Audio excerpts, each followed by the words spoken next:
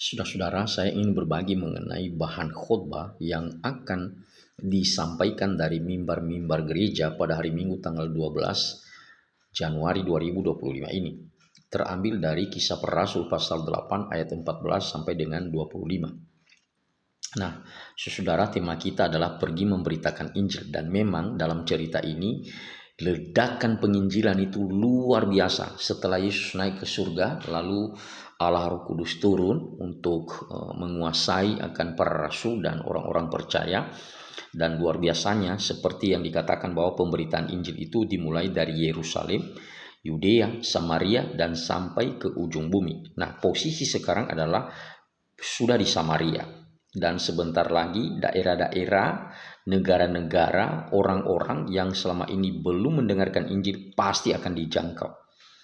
Nah, luar biasanya bahwa di Samaria ini terjadi anugerah Tuhan yang luar biasa. Banyak orang berbondong-bondong datang memberi diri dibaptis melalui pelayanan hamba Tuhan, yaitu Filipus.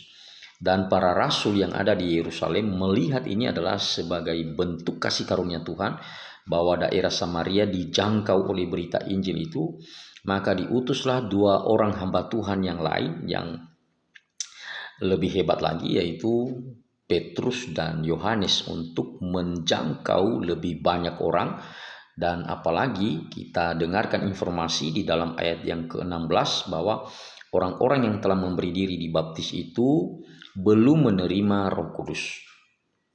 Nah, diutuslah yang dua orang ini. Nah, yang terjadi adalah luar biasa. Pelayanan daripada para rasul ini memang benar-benar efektif dan maksimal, yaitu orang-orang yang sudah percaya, yang sudah memberi diri dibaptis itu ditumpangin tangan oleh mereka, dan akhirnya orang-orang itu beroleh Roh Kudus. Artinya Roh Kudus berdiam di dalam hati mereka, menguasai hidup mereka, dan itu boleh menjadi pelipat gandaan daripada pelayanan penginjilan, karena orang-orang yang sudah menerima Roh Kudus tidak akan berhenti, tidak akan berdiam, tidak akan tenang, tetapi Roh Kudus akan bekerja dalam hidup mereka untuk bisa menjadi dinamit yang mampu memberitakan kabar sukacita itu, sehingga banyak orang dijangkau oleh berita Injil. Nah, luar biasanya yaitu di dalam pelayanan Filipus di Samaria ini ada orang yang bernama Simon, yang berlatar belakang sebelumnya adalah dia seorang tukang sihir, ya, seorang tukang sihir yang pengikutnya itu banyak. Nah, tetapi ketika dia bertemu dengan Filipus dan dia mendengarkan berita Injil kasih karunia itu, si Simon ini boleh takluk, tunduk, dan dia mau percaya kepada Yesus Kristus. Akhirnya dia ikut dalam komunitas orang-orang percaya yang telah memberi diri dibaptis itu. Nah, setelah Petrus dan Yohanes datang lalu menumpangkan tangan atas orang-orang percaya di Samaria itu, Simon ini kepingin juga untuk bisa berkontribusi dalam pelayanan itu. Nah, sekilas memang itu kan tujuan yang baik, ya, membantu para rasul. Kalau misalnya ada orang yang sungguh-sungguh telah mengambil keputusan untuk mau ikut Tuhan dan mau dipakai oleh Tuhan dalam pemberitaan Injil ini, ya puji Tuhan kalau ada orang modelnya seperti itu, dan memang benar-benar di dalam komitmen pelayanan yang jelas dan benar untuk membantu para rasul untuk menjangkau lebih banyak orang lagi. Tapi permasalahannya adalah bahwa Simon ini dia punya motivasi yang salah di dalam ikut memberitakan Injil. Di dalam keinginannya, kerinduannya, kemauannya untuk terlibat di dalam pelayanan, dia punya konsep yang salah. Nah, ini pelajaran bagi kita Bapak Ibu dan Saudara, supaya kita benar-benar hati-hati tentang pemahaman kita, bagaimana kita harus terjun di dalam pelayanan, harus dimotori oleh sebuah motivasi yang jelas, sebuah gerakan yang benar, sebuah dorongan yang tulus, ikhlas, dan jujur, serta harus berdasarkan kasih karunia Tuhan juga. Jadi soal pelayanan ini dari cerita tentang Simon ini, saudara-saudara, tidak hanya didasari oleh semangat, tidak hanya didasari oleh keinginan, tidak hanya didasari oleh passion yang menggebu-gebu, tidak. Tetapi hal yang paling pertama adalah orang itu benar-benar sudah menerima Kristus sebagai Tuhan dan Juru Selamatnya secara jelas, secara benar, secara jujur. Kenapa? Karena Simon ini nanti mengira bahwa pekerjaan-pekerjaan Tuhan ini bisa diukur dengan apa yang dia miliki, apa yang dia punyai. Nah, kita baca itu dalam kisah itu kan, setelah penumpangan tangan oleh para rasul, yaitu Petrus dan Yohanes, itu banyak orang menerima Roh Kudus. Simon ini juga kepingin untuk memiliki kuasa yang sama, untuk memiliki berkat, untuk memiliki karunia yang sama dengan Petrus dan Yohanes. Maka dia mengingini kuasa itu, tapi masalahnya bahwa dia mengukur kuasa itu dengan uang. Ya, dengan uang yang dia miliki, dia mengira bahwa dia juga bisa dipakai oleh Tuhan melalui pelayanan itu, maka dia meminta para rasul itu untuk juga memberikan kepadanya karunia itu. Kita baca misalnya ya di dalam ayatnya yang ke-18. Ketika Simon melihat bahwa pemberian Roh Kudus terjadi oleh karena rasul-rasul itu menumpangkan tangannya, ia menawarkan uang kepada mereka. Jadi jelas bahwa di dalam teks ini berbicara tentang Simon yang ingin memiliki kuasa yang sama, penumpangan tangan itu, dan dia mau membayar dengan uang. Ya, dia menawarkan uang kepada para rasul, tolong berikan saya kuasa yang sama. Nah, dia pikir bahwa kuasa seperti itu adalah bisa diraih dengan uang. Nah, ini yang perlu hati-hati ya. Konsep pelayanan yang benar, motivasi pelayanan yang benar, jangan seperti Simon ini. Simon ini menganggap bahwa karunia-karunia Allah itu bisa dibeli. Dan saya mau tegaskan poin pertama dari kisah ini, yaitu bahwa karunia Allah itu tidak bisa dibeli. Sekali lagi, tidak bisa dibeli dengan harta, dengan uang, dengan emas, dengan perak, dengan apapun yang engkau miliki. Kau tak bisa membeli karunia daripada Allah. Sekali lagi, karunia yang dianugerahkan oleh Allah itu tidak bisa dibeli. Namanya karunia. Karunia itu apa artinya? Kita tidak layak terima, tapi diberikan kepada kita. Artinya apa? Itu hak mutlaknya Allah. Itu hak otoritas Allah. Kalau dia memberikan karunia bagi seseorang, ya tidak ada orang yang mampu mempengaruhi itu. Kalau dia beri, ya puji Tuhan, syukur kepada Allah. Dan karunia yang diberikan itu dipergunakan untuk pekerjaan-pekerjaan Tuhan. Nah, Simon ini, sang tukang sihir ini salah memahami ini. Dia pikir bahwa karunia itu adalah bisa dibeli dengan uang yang dia miliki. Nah, saudara, ini poin penting dalam kisah ini. Sekali lagi saya tegaskan, karunia Allah itu tidak bisa dibeli. Jadi karunia-karunia yang dimaksud itu maksudnya ya kemampuan-kemampuan khusus yang diberikan oleh Allah bagi orang-orang tertentu yang dipakai dalam pelayanan. Nah, itu tidak bisa kita tiru, tidak bisa kita rebut, tidak bisa kita beli. Kalau Tuhan tidak berkehendak memberikan kita karunia itu, ya tidak kita terima. Jadi jangan ngotot, jangan juga iri, jangan benci dengan mereka-mereka yang punya karunia-karunia khusus. Dan itu justru ya kita sadari bentuk kemutlakan otoritas daripada Tuhan, bahwa dia memberi kepada siapa yang dia ingin beri, dan dia tidak memberi kepada siapa di mana dia tidak ingin beri. Nah, saudara, dalam dunia ini banyak ya karunia-karunia yang diberikan kepada hamba-hamba Tuhan tertentu, dan kita sebagai hamba Tuhan yang lain jangan iri dengan itu. Jangan iri. Ya, ada orang-orang diberi karunia mengajar, ada orang-orang diberi karunia berkhotbah, ada orang-orang diberi karunia menasehati, ada orang-orang diberi karunia mendorong atau memberikan semangat.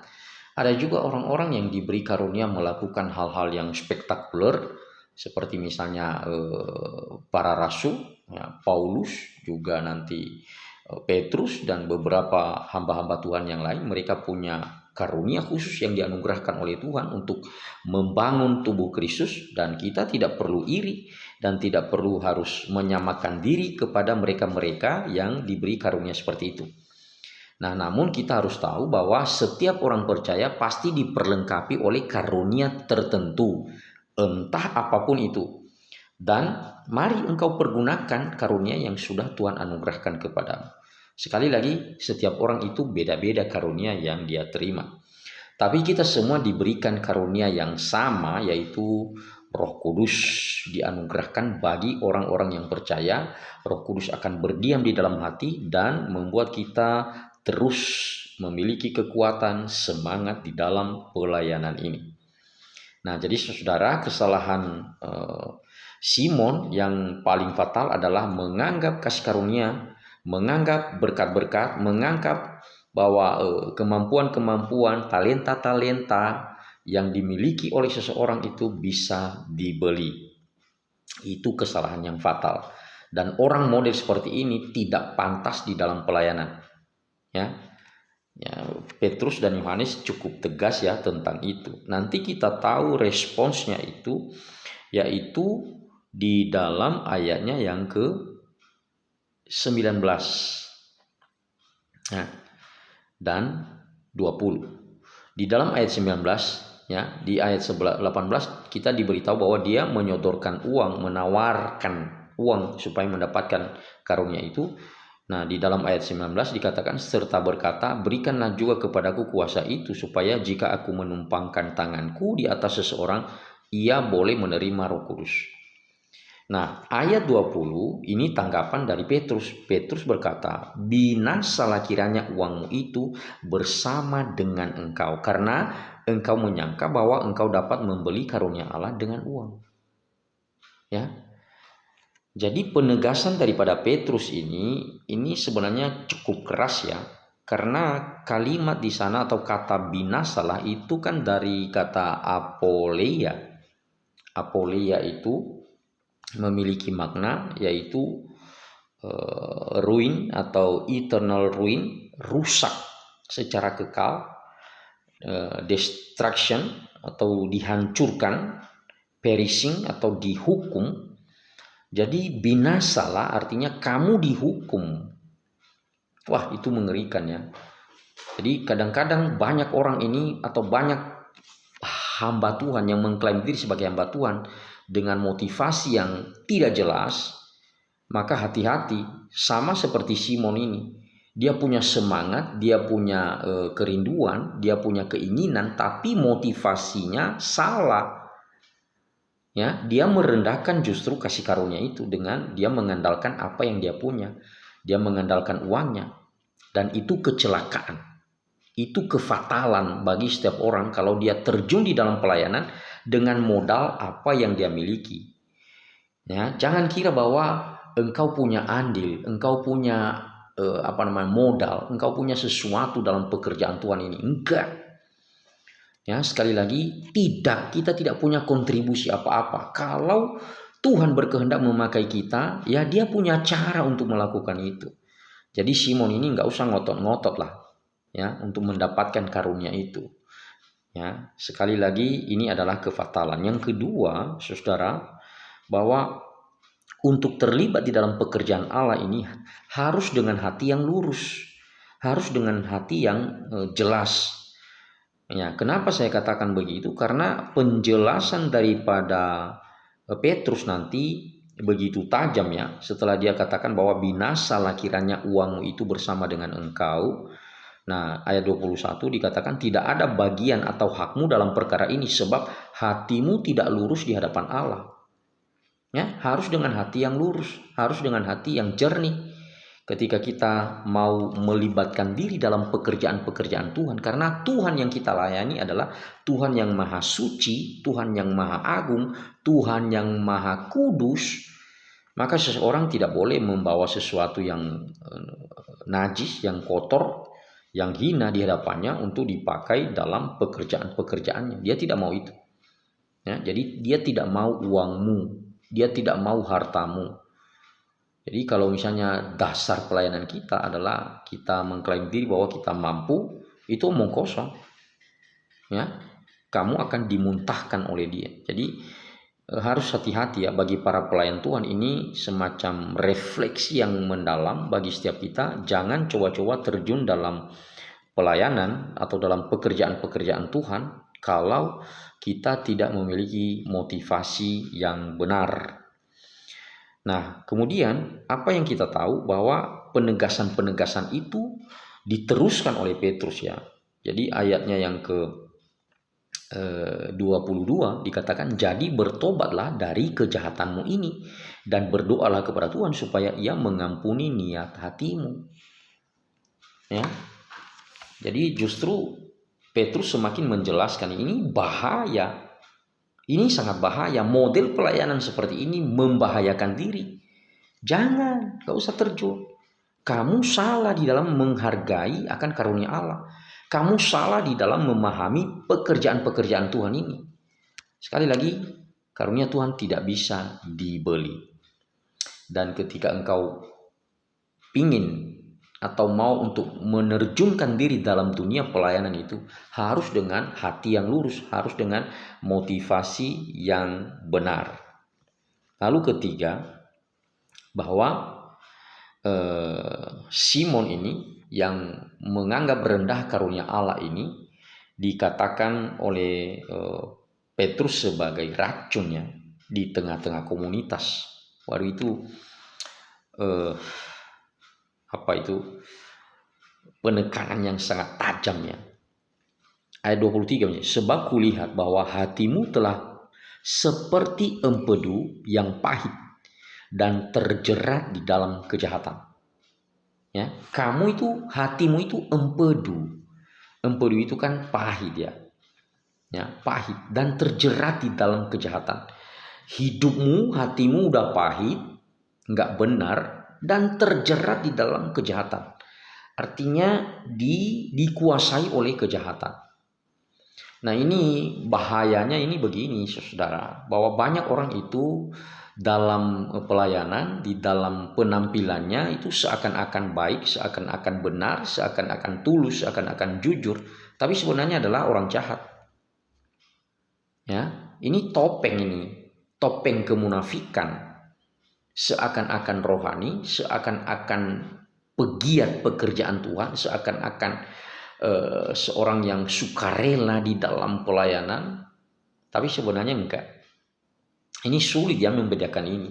Tapi Petrus, ya, kita beruntung bahwa Petrus begitu tegas melihat itu dan tidak ada soal melihat-lihat perasaannya si Simon. Enggak ada semacam melihat perasaannya, jangan sampai menyakiti perasaannya, enggak. Ya, Petrus tegas, kamu itu seperti empedu yang dibalut oleh kejahatan, dijerat oleh kejahatan, dan itu sangat berbahaya dalam komunitas. Nah, apa yang terjadi? Petrus katakan kepadanya, kamu bertobat. Solusi dari semua kejahatanmu ini, niatmu yang jahat ini, motivasimu yang gak benar ini, kamu harus bertobat. Supaya apa? Supaya Tuhan mengampunimu dan supaya kepadamu tidak ditimpakan kejahatan itu, ya, kebinasaan karena kejahatan itu. Karena tadi dia sudah katakan ya, binasalah uangmu bersama dengan engkau. Ayatnya yang ke-20. Nah, jadi saudara, memang benar ya, kita memberitakan Injil, kita menyampaikan berita Injil, it's okay, ya, itu enggak masalah, silakan, tapi harus dulu koreksi motivasinya. Kalau motivasinya enggak benar karena keinginan diri, itu bisa menjadi petaka dan akan membinasakan engkau. Jadi kalau engkau sungguh-sungguh di dalam Tuhan karena menerima anugerah Tuhan, menerima pengampunan dari Tuhan, menerima belas kasih daripada Tuhan, dan karya Tuhan itu dipersembahkan kembali untuk kemuliaannya, dengan dasar kasih karunia-Nya, maka nikmatilah pekerjaan dan pelayananmu itu.